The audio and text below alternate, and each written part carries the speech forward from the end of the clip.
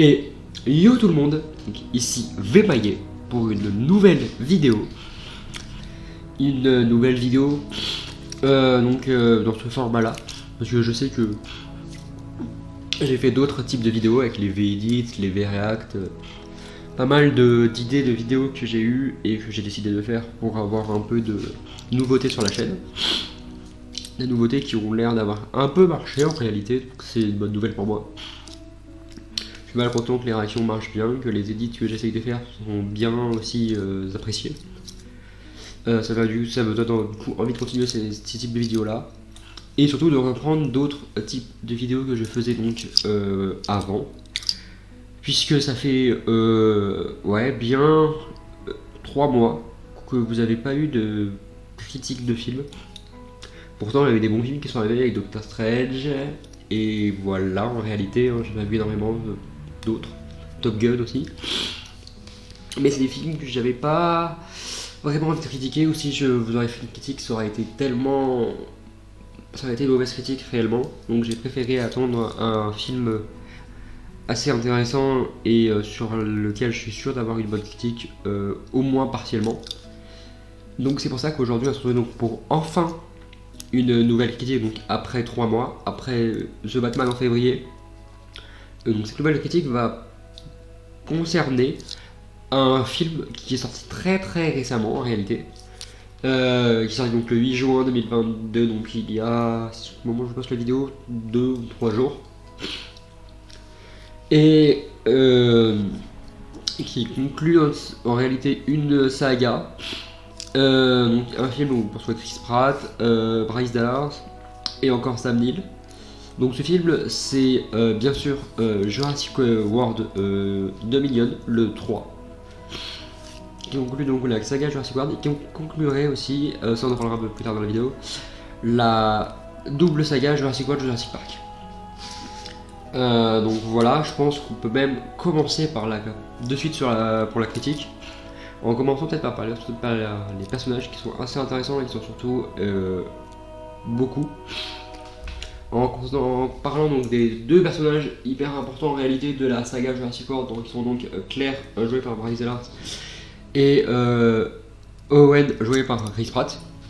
Un duo toujours aussi bon en réalité, hein, les deux fonctionnent énormément bien à l'écran. Leur couple reste intact dans ce film. J'ai vraiment l'impression qu'ils devient de plus en plus solide. Avec un Owen toujours aussi badass, qui sait très bien parler aux dinosaures, qui a toujours sa amitié avec Blue qui a un peu changé, mais ça on en parlera un peu plus tard. Et il est toujours là avec ses dinosaures qui sont plus dans un parc, mais qui sont dans la vie réelle, et il est toujours là à s'occuper d'eux, à les aider et tout, donc c'est toujours Owen. Quant à Claire, elle fait toujours son travail de aussi essayer de récupérer les animaux, de les aider et tout. Donc c'est assez intéressant de voir ces deux-là, sachant que les deux-là, on va les retrouver aussi plus tard dans le film, dans le parc de l'entreprise méchante, donc ça s'appelle Biosyn. Et on va encore nous retrouver comme à l'époque Jurassic Park, Jurassic World, donc dans un parc avec les dinosaures qui vont essayer de les attraper, et donc les deux vont essayer de s'enfuir, de survivre. Donc ça reste la patte Jurassic World en réalité, hein. C'est une très bonne idée d'ailleurs, parce que c'est ce qu'on veut dans les Jurassic Park, Jurassic World, c'est un peu le but de ces sagas-là. Donc ça marche très bien. Et on a aussi un aspect un peu plus différent des autres, puisqu'on a l'aspect parent des autres, des 2 pères de Claire et de Owen, puisque c'est eux qui s'occupent donc de Maisie. L'enfant copie de Claire Lockwood, qui va être intéressante parce que avec l'âge on se rend compte, nous-mêmes on va se rendre compte dans le film, qu'elle veut prendre du recul, qu'elle veut avancer, qu'elle veut plus être coincée et enfermée parce que tout le monde la cherche en réalité.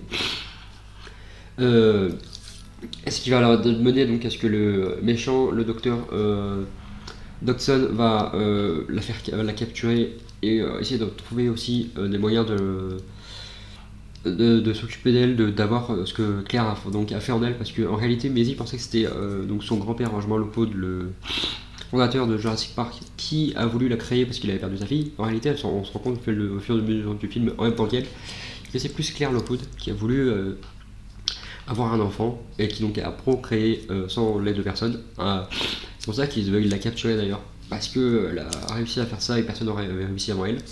Un truc qu'on va retrouver aussi chez Blue, puisque Blue a un enfant.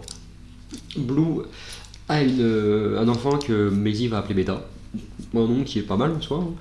Et Blue aussi, grâce à la dette de Varan, a réussi à procréer sans l'aide de personne, et c'est ce que les médecins et plus les scientifiques de Biosyn et donc le Dodson, le directeur de Biosyn aussi, veulent essayer de trouver.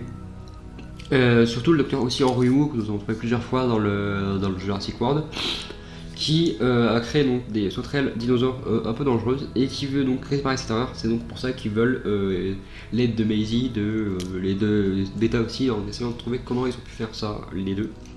Donc c'est assez intéressant à voir, même si Henry Wu a plus l'aspect méchant dans ce côté-là de film, un peu, même s'il y a l'humanité en lui et tout, on se rend compte que c'est un peu... Il est du côté des méchants cette fois-ci, pas des gentils en soi, hein. Donc ça change un peu de personnage qui reste intéressant, un tout petit peu en soi. Et donc tout cela va aussi donc me donner avec les sauterelles et tout au retour du trio original de Jurassic Park, c'est-à-dire de Dr Alan Grant, de la Dr Ellie Sattler et du Dr Ian Malcolm. Puisque Ellie Sattler va trouver donc ses sauterelles, elle va aussi donc aller voir Alan Grant pour aller chez Biosyn, puisque Ian Malcolm travaille chez Biosyn et donc il va les aider à comprendre pourquoi ces sauterelles sont comme ça et tout, à avoir un échantillon de ces sauterelles. Ce qui va d'ailleurs valoir le fait d'être viré, hein. Mais c'est tout ce qu'il avait l'impression de vouloir. Et c'est assez intéressant parce que les deux, donc les trois après, plus Maisie, parce que c'est Dr Alan Grant et Dr Ellie Sattler qui vont la sauver, vont se retrouver donc dans Jurassic World, dans le parc de Biosyn, tout comme Owen et Claire avec une autre personne dont je vais vous parler après. Donc ces deux groupes vont essayer de survivre, juste à se retrouver, et c'est assez intéressant parce qu'on se rend compte que le nouveau groupe, donc plus Claire et Owen, sont assez fans du Dr Ellie Sattler et du Dr Alan Grant, qui eux-mêmes savent ce que les deux ont pu faire donc, dans le parc Jurassic World. Donc c'est assez intéressant de voir cet aspect où les anciens et les nouveaux se rencontrent et se connaissent en soi déjà, mais d'un aspect différent. C'est pas des amis et tout, c'est juste qu'ils se connaissent par l'actualité, parce que qu'ils sont plus entendre. Et ça c'est intéressant parce que il est vrai que ces personnages-là avaient un aspect, comment dire, où les nouveaux ressemblaient beaucoup aux anciens dans certains caractères. Et c'est vrai que c'était intéressant de pouvoir les voir ensemble. D'ailleurs, il y a un truc que j'ai oublié de vous dire, c'est en parlant d'Alan Grant, il y a un truc hyper drôle et hyper intéressant, c'est que avec sa tenue, on dirait presque un Indiana Jones, pas loin du tout, hein.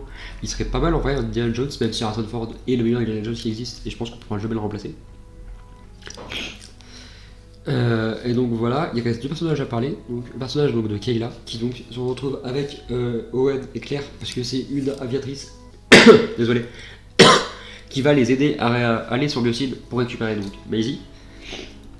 Une aviatrice qui a déjà volé plusieurs fois, qui connaît les dinosaures. Donc elle est assez intéressante parce que c'est une aviatrice qui a toujours su les problèmes qu'il y avait chez Biosyn et tout, mais qui a quand même conduit pour eux et qui va quand même décider de changer pour aider Owen et Claire. C'est le seul point assez intéressant de la personne. Et ensuite il y a un deuxième personnage assez intéressant aussi qui s'appelle Ramsey, qui travaille donc chez Biosyn. Et en fait c'est lui qui a lancé tout l'objectif de Yann et de tout pour détruire Biosyn, parce que c'est lui qui a tout découvert et qui était contre cette idée que Biosyn a de maltraiter les animaux, de maltraiter les dinosaures. Et ça c'est intéressant parce que il va être hyper intéressant parce que c'est lui qui va les aider, c'est lui qui va avouer donc au docteur au Dodson qu'il a fait cette médaille-là pour empêcher Biosyn d'exister. Et c'est lui donc, qui va les aider à s'enfuir, qui va toujours être là, qui va même à la fin avoir un procès contre Biosyn pour les détruire et tout. Je pense que Dodson ne pourra pas réellement parler, puisqu'il a été tué par des dinosaures. Oui, parce que Dodson il a essayé d'être gentil en arrivant à l'arrivée de Sattler, de Dr Grant aussi, pour avoir un aspect un peu humanitaire que tout le monde adore. Mais en réalité c'est un gros méchant du film. Il va être hyper arrogant, il va juste rien vouloir détruire, il veut faire du mal à Maisie, il va tout faire en fait pour que Biosyn soit de mieux en mieux, alors que les seuls endroits où les sauterelles n'étaient pas, donc c'était Biosyn, donc tout le monde a su que Biosyn était l'erreur et tout, que c'était les méchants. Et donc à la fin, il va se faire dévorer, sachant que c'était une phrase que Malcolm lui avait dit avant de mourir. Donc Malcolm lui a dit tu vas te faire dévorer comme Prométhée, et c'est ce qui est arrivé donc à Octobre, donc c'est pas mal. Et à la fin, donc, on se rend compte que Biosyn va devenir un vrai territoire, un vrai sanctuaire pour les dinosaures qui veulent y vivre, et permettre donc aux humains de pouvoir vivre entre les dinosaures aussi. Même si ce qui est intéressant dans cet aspect du film, c'est le fait de voir les dinosaures vivre avec les humains. Parce que c'est intéressant de savoir que les dinosaures et les humains ont réussi à vivre ensemble. Les dinosaures plutôt pacifiques parce que les plus dangereux c'est un peu plus dur. Et ont réussi à s'adapter entre s'adapter. C'est un truc qu'on va voir plus à la fin du film, l'adaptation. Et ça donnera même des suites, je pense. Donc c'est assez intéressant de voir l'adaptation des humains et des dinosaures qui sont assez intéressantes. Après, si on parle plus de l'aspect général du film, il y a de l'action à gogo, hein, c'est toujours de l'action, action, un peu la Jurassic World, Jurassic Park, le T-Rex, le Giganosaure, Giganosaure, je sais plus comment on le dit, mais le plus grand que le T-Rex, ça va même former un combat entre les deux. Avec un autre dinosaure qui va, je crois que c'est non, c'est pas l'allosaure, un autre dinosaure. Et donc le T-Rex et l'autre dinosaure vont tuer le plus grand prédateur qui existe dans Jurassic Park pour ensuite vivre les deux normales. Et donc c'est assez intéressant de voir cet aspect combat entre dinosaures mais entre humains aussi, parce qu'il y a des combats entre tout le monde, hein, et tout le monde se bat en soi. Donc c'est assez intéressant de voir ça. Et ça reste un très bon film, hein, Jurassic World. Ça mène une bonne fin à cette saga Jurassic World. Une bonne fin à Jurassic Park aussi, puisqu'on a les originaux qui sont revenus pour mener une fin. Et donc ça reste un très bon film que je conseille de voir si vous aimez les dinosaures, si vous aimez l'ère Jurassic. L'aspect est génial entre l'aspect famille, Claire, Maisie, Owen. Donc c'est hyper intéressant de voir ce côté-là. Et il y a d'autres aspects un peu plus intéressants d'action aussi, de politique un tout petit peu. Hein. Et ensuite, donc je pense que après vous parler de ça, je peux vous parler aussi de certaines suites théoriques que j'aurais comme idée. Parce que en réalité, donc, avec les dinosaures qui ont leur sanctuaire, et c'est fini. Blue qui a retrouvé sa fille Beta et qui est donc reconnaissante envers Owen, donc c'est pas mal. On se demande ce qui va se passer pour les dinosaures, hein, parce que les dinosaures vivent encore, même si maintenant, bon, comme on l'a dit, ils sont réussis à s'adapter, à vivre entre eux sans gros problème. Il reste quand même des carnivores qui vont être dangereux, des dinosaures toujours dangereux, même s'ils peuvent vivre ensemble maintenant, à ce qu'on va être pris. C'est voir comment ça peut continuer dans les suites Jurassic, parce que l'ère Jurassic ne serait pas finie selon le réalisateur. Ça marche, donc autant continuer.